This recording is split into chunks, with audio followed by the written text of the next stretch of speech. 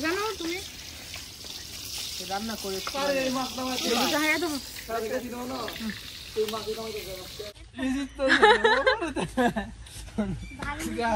রিয়া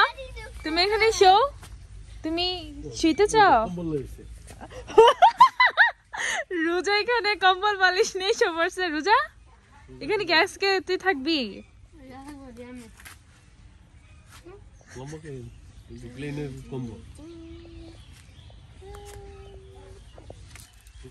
এইখানের মধ্যে ঘুমাইলে তো আর ঘরে যাওয়ার দরকার নাই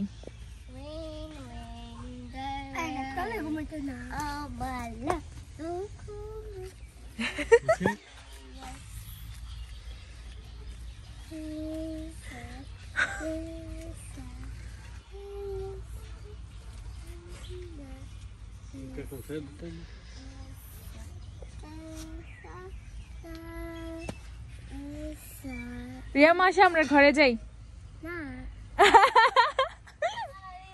অনেকগুলো আতা ফল গাছে অথচ খেয়ালই করলাম না আর এখানে অনেকগুলো পেকে আছে গাছের মধ্যে এখন মামা এগুলো পারবে মামা কি এখন খেয়াল করছেন না আমি তো পাকা নাই রং এমন কালার আরে বাবা রে সব দিক দিয়ে খেয়াল আছে ওদের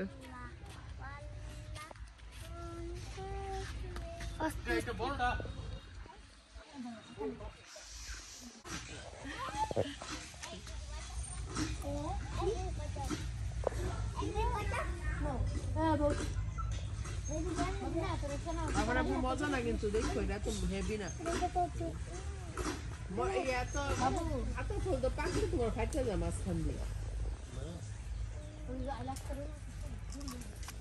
রোজা বড়ি ভর্তা করতেছে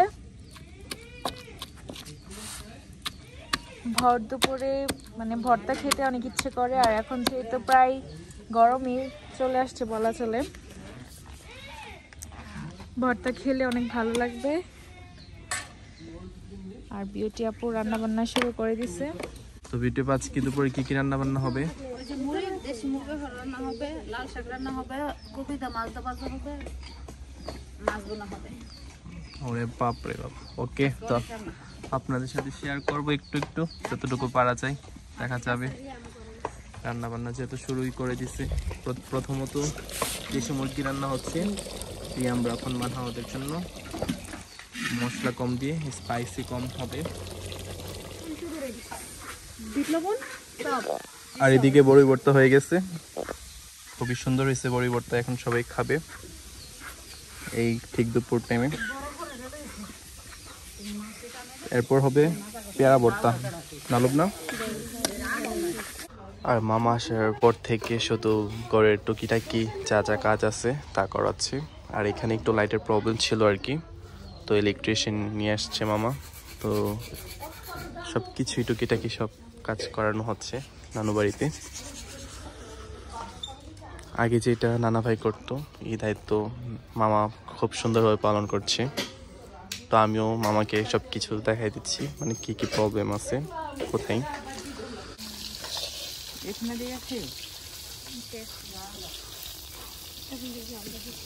তো আজকে ভর্তাটা দেখতে খুব আমি কিন্তু অর্ডার করে দিতেছি ঠিকই কিন্তু আমি খেতে পারতেছি না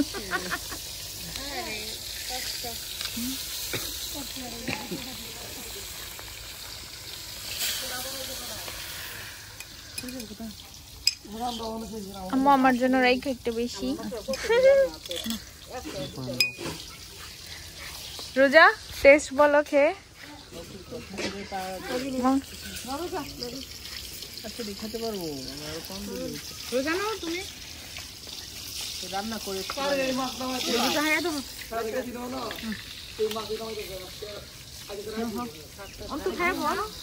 ভিতরে গেছে একজন ওনার ছেলে ও